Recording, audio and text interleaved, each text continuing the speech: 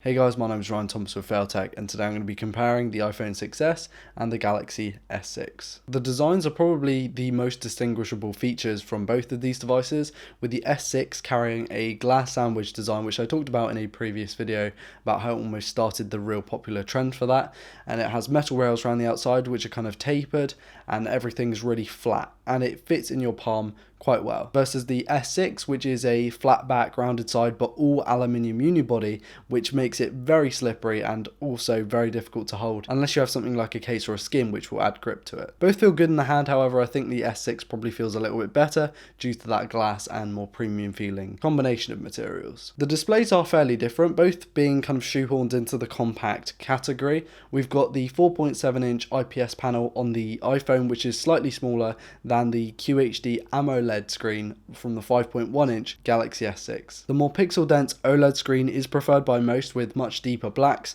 higher contrast ratios, and a more fun and appealing screen to look at. However, some will prefer the IPS nature of the iPhone because it's more color accurate and viewing angles are slightly better on a wider axis. One thing to note is I'm really going to miss Force Touch or 3D Touch when I move on to my next phone to review, which may or may not be an LG G6 depending on money and stuff like that. I'm really going to miss Force Touch. When I got this phone, I didn't think it was going to be so much of a thing with the iPhone. However, I really have enjoyed it, and I've used it so much that now I really can't see myself getting on with a phone without it. So that's going to be a tough one for me. The cameras on these phones are also great. The Samsung is rocking a 16 megapixel f1.9 setup, and the iPhone is rocking a 12 megapixel f2.2 setup. Now what that means is the S6 is actually going to be slightly sharper, and not only this due to the megapixel count, but Samsung sensors do tend to over sharpen a little bit with their post-processing, meaning that you're going to get a sharper image when you go to zoom. However, sometimes it will over sharpen and actually make the image a little bit grainy in some places, where it just wants to be smooth and blurred. You're also going to get slightly better bokeh and low light on the S6, as that also has optical image stabilization, of which the iPhone doesn't unless you step up and get the 6S Plus, which does have optical image stabilization. The UHD video from these phones looks super sharp and a little bit sharper on, of course, the S6, as well as a little bit more stable on there because of the optical stabilization. But of course they both shoot 720p slow motion. However, the iPhone does double that frame rate to 240 FPS instead of 120 FPS on the Samsung unit. And unfortunately you cannot shoot to your heart's content because neither phones have expandable storage, and you will actually have to either use cloud or back up your phone constantly to be able to kind of shoot loads and loads and loads. Of course, both these phones do come in 128GB models, but if you want to push past that, you really want to use the cloud. The software is really, funnily enough, kind of polar opposite. So on the Samsung, you're getting not stock Android, you're getting 7.0 Nougat at the moment, but it's very heavily skinned. It's got a lot of bloatware in it and a lot of Samsung services such as S Health or Samsung Health, whatever they're calling it now. There's also a lot of Microsoft applications kind of bundled in there as well, which is a bit odd, but there we go. And with the iPhone, it's very clean. Of course, a lot of apps with the newest updates are actually able to be removed as well as just kind of disabling them. And it works quite well considering it's just a smooth OS experience. It's literally just stock because there is no other way of having it, and that's why I think they're quite different. Of course, you're getting a lot more features than the S6, you know, like the heart rate monitors and all this kind of custom Samsung stuff, but at the price of a little bit of bloatware, a little bit of background task, and taking an effect on battery life and performance. The hardware in these devices just prove how specs on paper don't mean everything, and I want to do a video, I'm not really sure how to go about it, but I want to do a video specifically about, a lot of my subscribers will say, oh, but you know, this is dreadful because this number is higher than this one, so how is this one better than this one?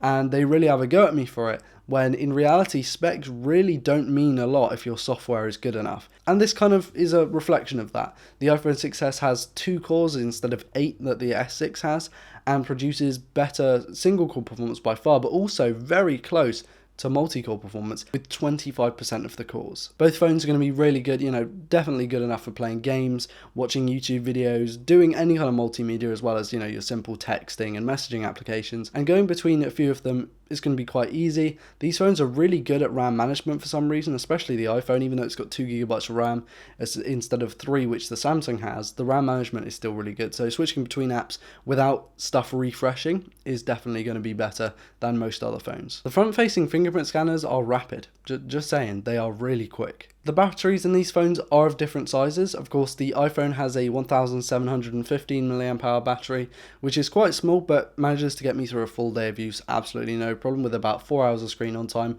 However, I do a lot of text-based stuff, so it's really not that heavy, like watching videos and stuff. I don't really do much of that on my phone, but I do stream Spotify through my Bluetooth headphones for about 2 to 3 hours a day. The 2550 mAh battery in the Samsung S6 is obviously a lot bigger, but really doesn't get that much more screen on time. For me, it gets about 4.5 hours, although a lot of people will say that both of these phones get between 3 and 4. Of course, it can be lower for people who do watch YouTube videos and who do play games. I really just use them for like notes and stuff, so really not that important. Of course, one thing not a lot of people know is the iPhone 6, the one before the 6S, was renowned for having loads of problems. It was Apple's first larger phone, and I think that really took its toll. So the 6S is like the first iPhone I would recommend. And then on the Samsung side, of course, the S6 was like the weird one that didn't have micro SD and it didn't have like water or dust resistance, but it's like the first phone that was really high quality from Samsung. What I would recommend is you go to the S7 maybe, if you can really just put that little bit extra money in,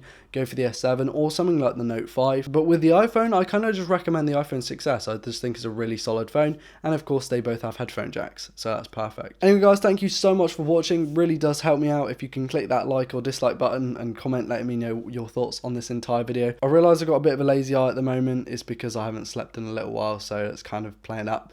Anyway guys, subscribe if you're new around here to never miss a video like this one, and I will see you in the next one. My name's been Ryan Thomas with Tech, and I'll see you in the next video. Peace.